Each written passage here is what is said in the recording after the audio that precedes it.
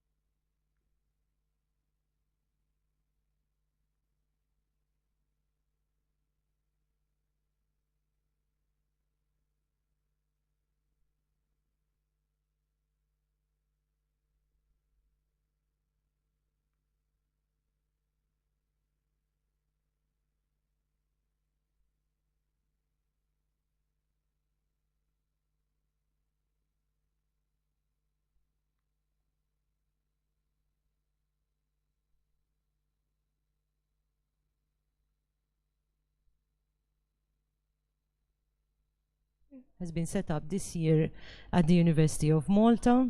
It has an equity plan, and the aim behind it is to look at populations in Malta, to look at groups who experience certain barriers when they access education, when they access schooling. But it's also in a wider view, looking at everything that has to do with the university community. So basically, students, staff, and other groups at university, and looking at what are the barriers that people face in accessing education, but also career progression, for example. And looking at also the mentality and the cultural attitude, the organizational culture at university.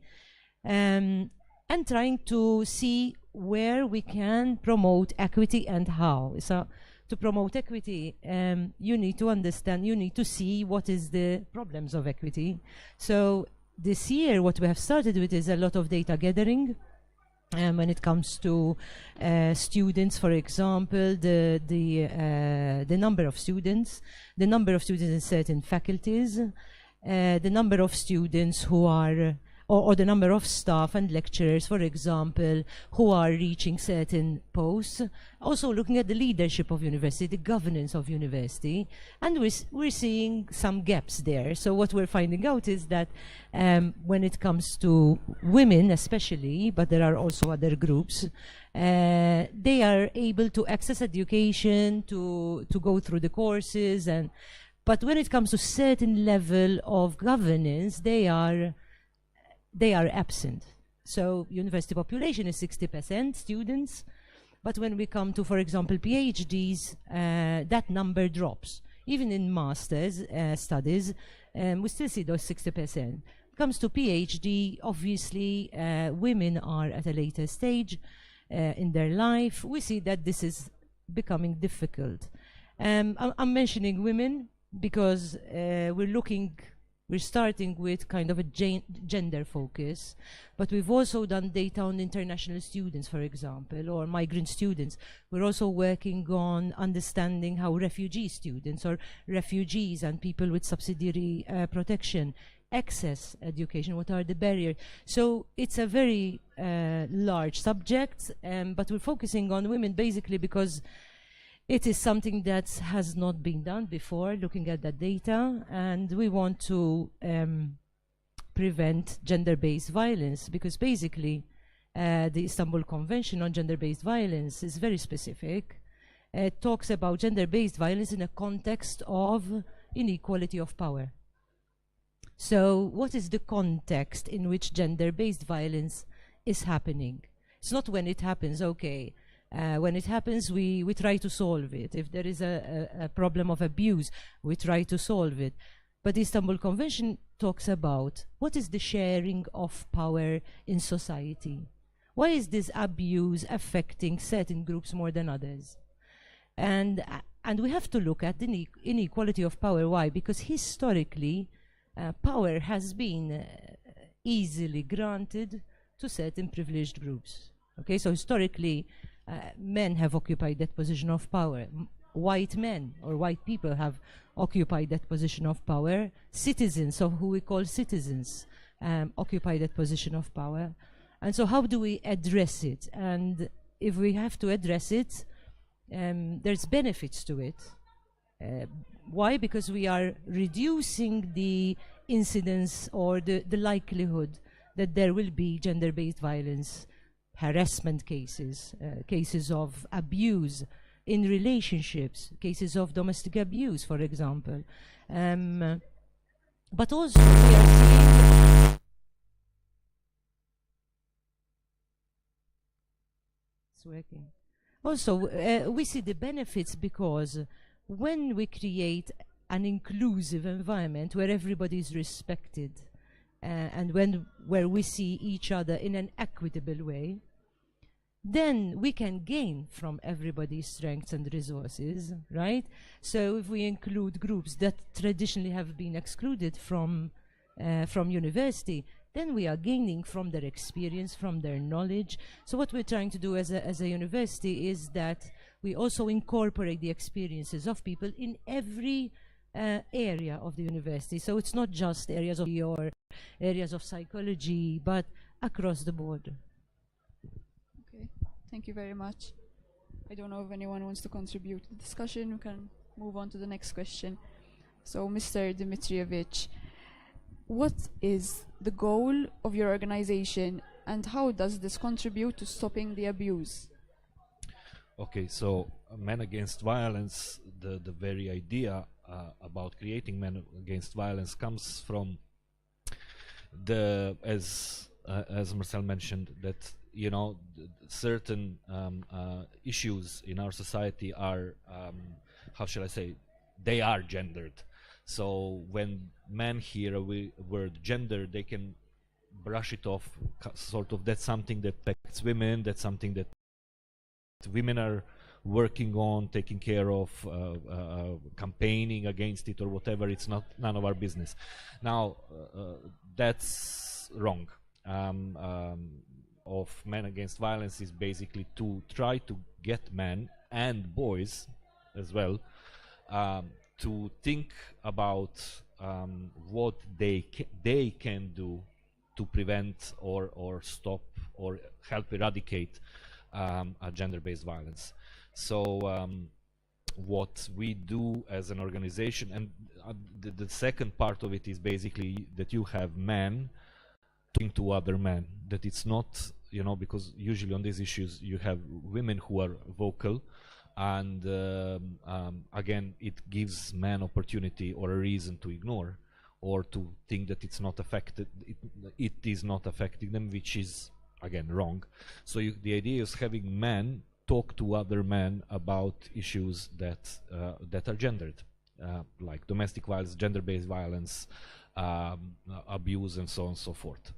So the second thing that was the reason for us to sort of to set ourselves as an organization was that in Malta and in most of the societies, when dealing with domestic and gender-based violence, the concentration of resources is at dealing with violence after it happens. So it's dealing with, obviously, the aftermath, dealing with the victim, dealing with the perpetrator, so police, courts, and so on and so forth, which is obviously essential. And more can be done, as we all know. More can be done there, and more resources are needed there. But we think that a lot of violence can be prevented, can be prevented through education, through changing the culture, changing the culture in a society which actually is building this, as Marcel mentioned, power inequality. So how we do that is basically we organize through different projects, working with different people, but we go to schools, we organize sessions, classes, where we talk about gender-based violence, we talk about recognizing signs of bad relationship, red flags, and so on and so forth. We also talk about how to create power equal relationship. We talk about benefits of power sharing, of equality. And we also organize training sessions for police with the Commission for Domestic and Gender-Based Violence. We try to explain, basically get people to understand why we even have an issue as gender-based violence, so where it originates, and how to recognize it and how to deal with it. Apart from that, we also work at international level. That's our recent foray that we haven't done before. There is an international organization, umbrella organization called Men Engage Europe, which is a coalition of roughly 100 organizations, similar organization working in the field of domestic violence and gender-based violence, gender equality, who are sort of whose main task is to engage men and boys into these things. And as of this year, we are Men Against Violence Malta. We became part of the steering committee, which is more of sort of lobbying and looking at a greater picture on a political level and so on and so forth. And we hope that we will have some effect even there. Yeah. Okay, thank you very much. So, Dr. John Camilleri,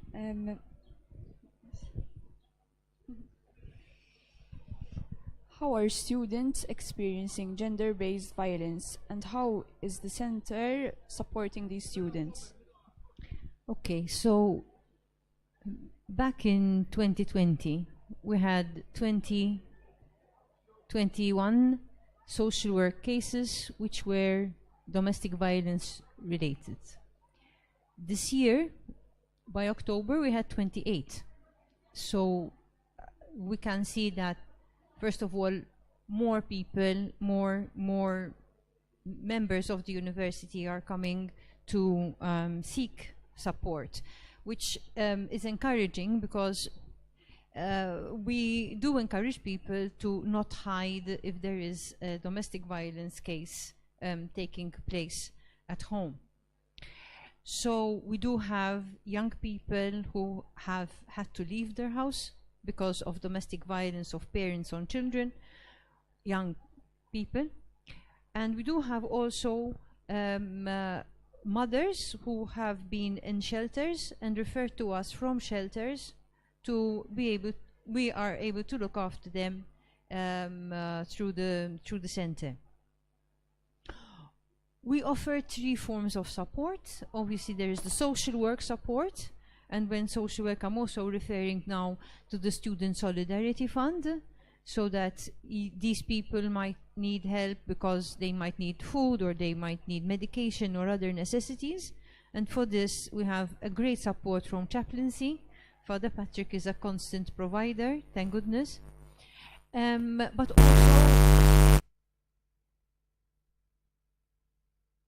supported by university members who donate part of their salaries towards the fund. So we are also very, very grateful to those members of staff who are doing this, and obviously we encourage more members of staff to donate. There is a very formal way of application where people actually come to the counseling services unit, and then they are assessed, and then their case is advanced in front of the committee, and the committee together decides what support to offer to this particular person. I'll go into the details of that. But obviously then we offer trauma-focused interventions, because we believe that these people, when they do actually come from support, they have been suffering trauma, some of them for a long number of years. It's not just this one time. So you can either have people who have never had trauma in their life, but they have one big trauma, like they've been raped, or they've been beaten up, or they've been harassed, But you also have people who have complex traumas because they have been traumatized from when they are children, and therefore they need to be assessed for adverse childhood experiences.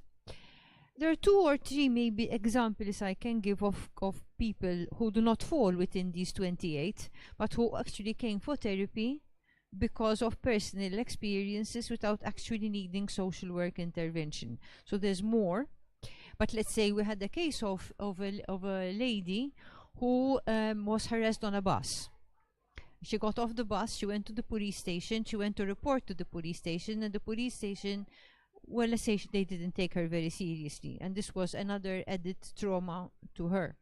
Then we had another case where one of our students was harassed in a disco, and somehow the cameras in that particular disco weren't working on that particular night, so no action could be taken against the perpetrator, even though I must say that the police supported us from beginning to end.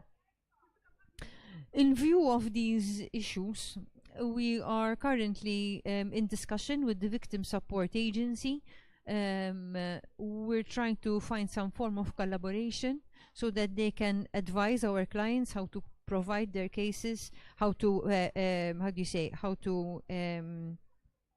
present their cases, and what they need to be saying when they present their cases. Because somehow it appears that if you give your story in an emotional and haphazard way, as any traumatized person would do it, that might not be sufficient to present in a court of law.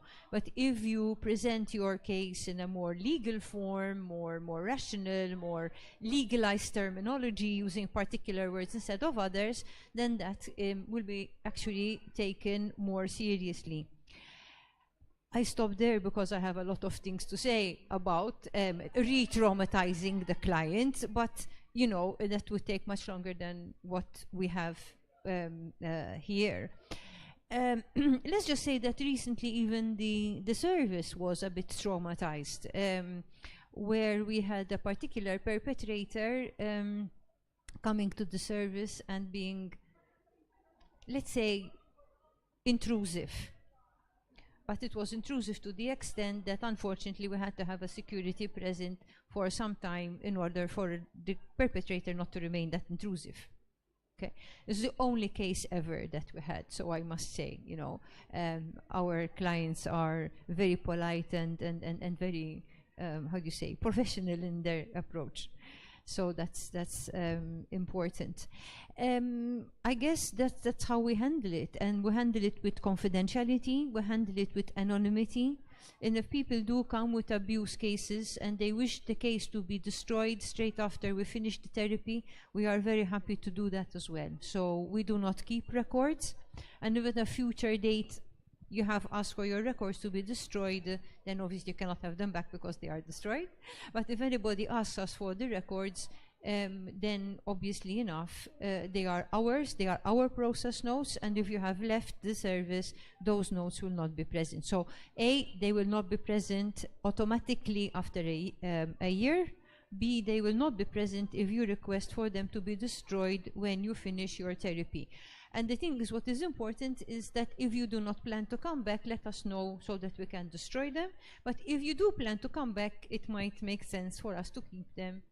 And one small thing I want to say is that in these cases, we do have a 15 episode session boundary, which can be extended to 20 if the need arises. But there have been cases where we have actually given more than that, for us not to have too much of a waiting list, and everybody gets a chance. But, there have been cases where we have followed the client for longer than that, by more than one professional at one particular time, because it was necessary. And we also referred them to outside agencies, so they would have the outside agency and our service working together, collaborating with this case, with these cases. I could go on forever, but obviously. Yes, it's good that they have a follow-through, especially with these sorts of cases. Okay, we can move on to the second round. So, Ms. Marcel Bougre again. Is there a role for education to play in addressing gender-based violence? Thank you, Christina. Thank you, Joan, for explaining what we are doing at university. So the educational role, first of all, we have a role which Dr. Camilleri has explained, which is more specific, dealing with abuse, when abuse and harassment happens. And I would like to say this is not just for students, but also for staff, for everyone at university. But then there is the larger role, the broader role of education, which is to create awareness. So this awareness we are creating is not just at university, but also with institutions and with the society in general. University is training professionals, but it is also, giving, making recommendations for policy, speaking and discussing with institutions that are very relevant. Before we explained that actually society has to change and cultural attitudes have to change, and cultural attitudes have to change through this awareness raising, through certain decisions that need to be taken, certain frameworks that have to be changed in order to address these barriers, address this inequality we were talking about. I would like to mention there's a conflict theorist, Johan Galtung, who came up with this conflict triangle, okay, of violence. And he explained that violence happens in three ways, like a triangle, and it flows. So you have cultural violence, which is the prejudice, the attitudes, the way we think. Even before we commit abuse, we are thinking that we can act with some power or with some privilege, because society teaches us to do that, or historically we have been allowed to do that. I'm talking about privileged groups now. But then there's structural violence, which is as simple as someone doesn't have access to continue their career as much as others.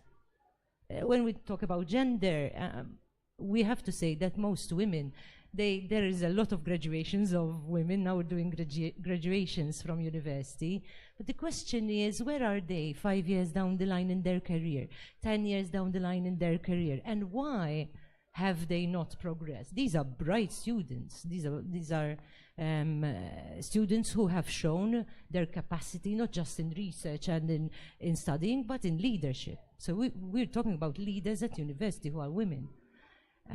Why haven't they progressed? And again, we come to the focus on these barriers which do not allow people to progress.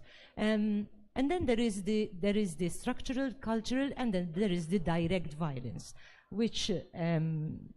where people go to the health and wellness, they go to report. So there's psychological violence, physical violence, and I have to say the emphasis is more on physical violence than psychological violence, but most of the cases of victims have to do with emotional and psychological violence. So again, the frameworks, what are we doing when we come to assess violence?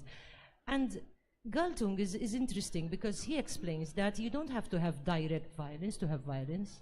Most of us think, and this is where educational role is, that when violence happens, someone is punched or someone is abused or someone is demeaned, someone is called names, someone is abused financially, but according to Galtung, there can be cultural violence in our attitudes without direct violence, right? Or there can be structural violence without that. But one day, there is a possibility of direct violence happening because of these others. And that's where university, I think, and education in Malta has to focus, like Alexander said, more awareness raising and education, especially towards boys who can understand, because we need them as team players. We need men and women of all genders, of all statuses, of all backgrounds to be players. What are the benefits that we have as a society when this happens? And also, I think it is skills. To be part of a privileged group and hear something about the oppressed group doesn't have to make you feel offended. And I think we need to teach people, if you're privileged, whether it's class, whether it's gender, whether it is race, ethnicity, if you're privileged and you know that you belong to the privileged group and you hear something about injustice to the other group, how do you address that?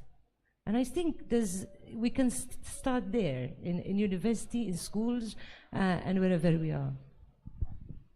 Thank you very much. Mr. Dmitrievich, how can men respond to this violence, and what is the role they need to play? Okay, it continues basically on what Marcel was saying. Well, there are many ways, but I'll just go through the few. First, it comes from introspection. Okay, so we are all brought up, we all soak in the ideas about gender, about race, about our position in the society through our upbringing. Okay, so even the idea which are gendered, which are sexist, for instance, which bring this about this balance of power, we all sort of soak them in. So the process, first thing, is introspection. Okay, what are my ideas about women? What are my ideas, notions that I have, or prejudices about women, their position in society, their lives, and what is it that I don't know about lived life experiences of women? Because gender creates that experiences of our life experiences are different. And which leads me to the second point, which is how men can help. Men can help then by listening first to the lived life experiences of women and empathizing with that, trying to understand it and trying to see, put themselves in those shoes and take on board what women are saying. Okay, and then there is the third is basically becoming an ally. Which means being actively engaged in the war against gender-based violence, but specifically by opening up the spaces for women. Where women are not, where women are not present or not allowed. That's standard locker room talk thing. By calling out sexism, by calling out sexual harassment, by calling out behavior which is unbecoming of others towards women when women are not present. You have no idea how much power can be shifted if in a group of men, when man says a sexist, dirty joke, and another man tells him that's not funny. That's as simple as that. And the fourth and the last way, but this applies to everyone, is by being an active bystander. Okay, so that means not ignoring the sexist episode, sexual harassment, sexual abuse, or any kind of violence, not ignoring it. Okay, so there is always something that you can do, in a sense that I'm not saying getting physically involved, but in a position of sexual harassment or sexual abuse or any kind of abuse, the person who has least power to do something about it is the victim. Okay, bystander, somebody who is present or who can see it or who is aware of what's going on, is much more in a much more better position, much more powerful position to do something to prevent it or to stop it than the victim. So roughly, there's much more to it, but yeah. Okay. Thank you. Thank you. Introduce. Yes. So.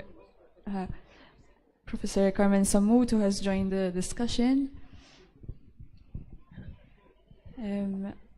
I don't know if maybe you can tell us a bit how the university is contributing in relation to 16 days of activism, perhaps. It goes beyond the 16 days of activism, although these days are important for awareness raising.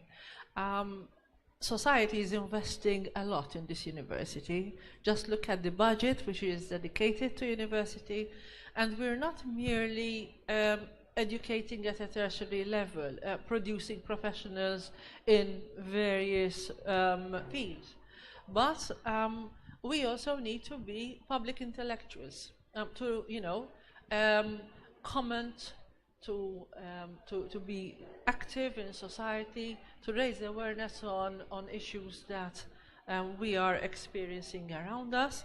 Now, I liked Marcel's reference to Galtung's triangle. I mean, because structural violence is important.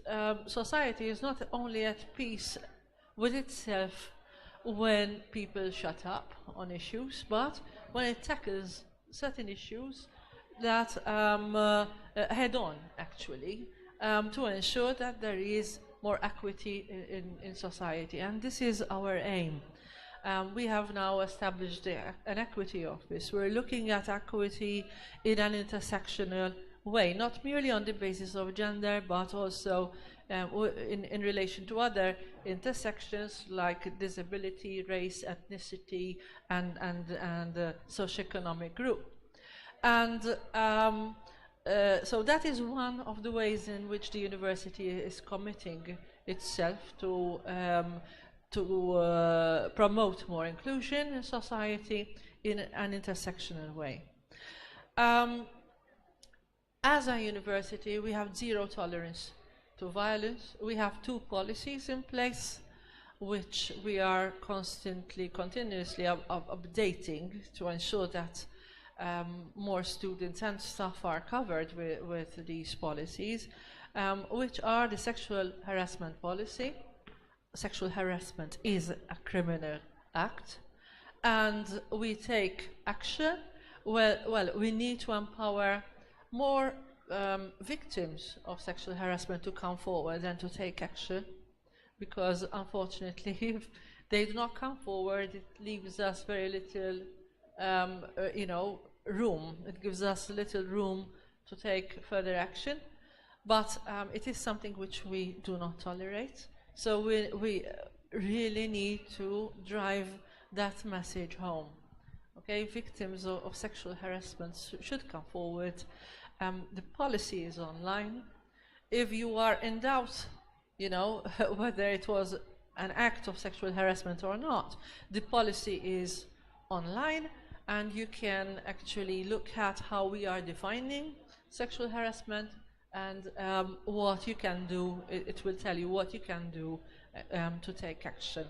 We also have a policy on bullying and harassment, and that is also an aspect which is not tolerated on campus. And again, if people feel that they're being bullied, that there is this kind of violence, it is a form of violence which can take place. It is something which we need to step up and take action about. And then there's the support offered by the counselling unit, by health and wellness, at an individual level, at a group level.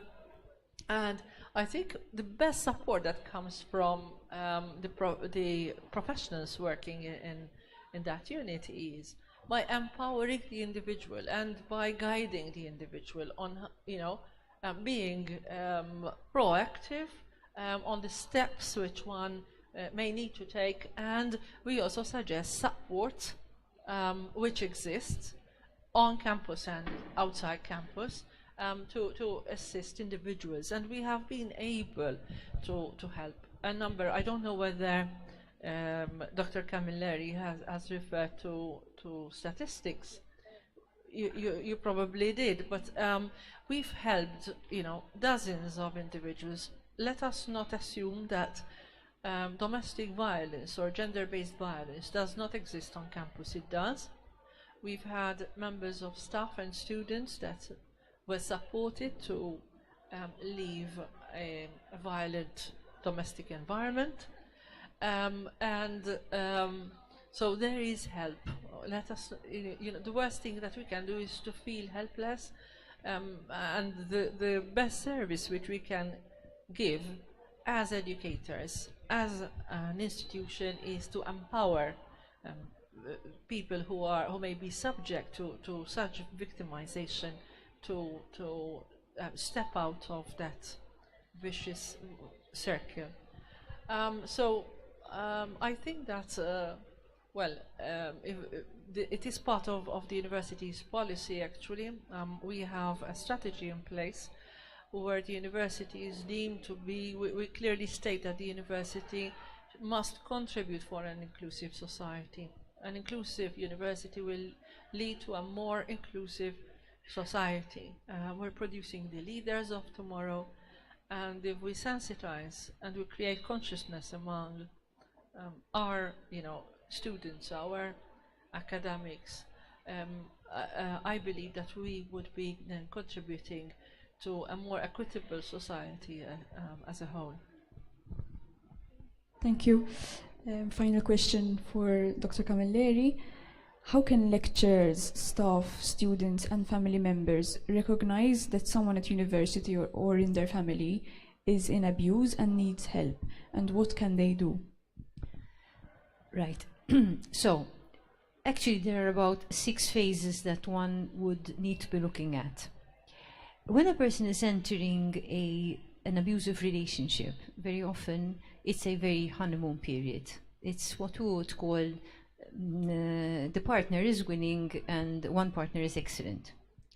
And unfortunately, because as Prof. Samut was saying, and even Marcel and Alexander was saying, because of the culture, certain red flags are viewed as love. So that I am called 5 times a day, that I am, all of a sudden, my partner is coming to pick me up from home to take me to work and picking me up from work to go home, where we need to meet more often than appropriate. I don't know what's appropriate, but if you just met me yesterday, don't expect me to meet you every day, because I love you and I want to be with you.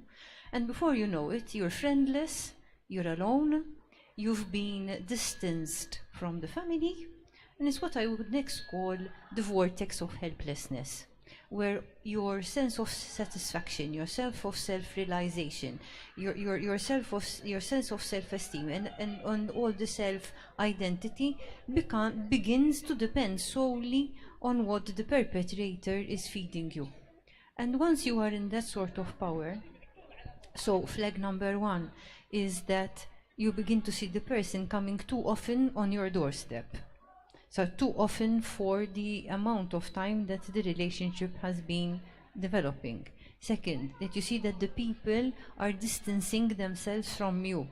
They are no longer as available to you as they used to be in the past. Or you're making plans to go and meet with them, and all of a sudden they start getting calls that they have to almost, you're with the person but the person's not with you. So, and things like that. So that is in a partnership relationship. These are the red flags of partnership relationships, which are psychological and emotional. We're not talking about the physical sexual yet. We're just talking about that the dependency is on the partner, and hence the power is in the hands of the partner. And that these people are sent on guilt trips. What do you mean you want to go out with Christina? Why don't you want to come out with me? If you love me, you come out with me. And these are ways of introducing oneself insidiously into the person's life and becoming,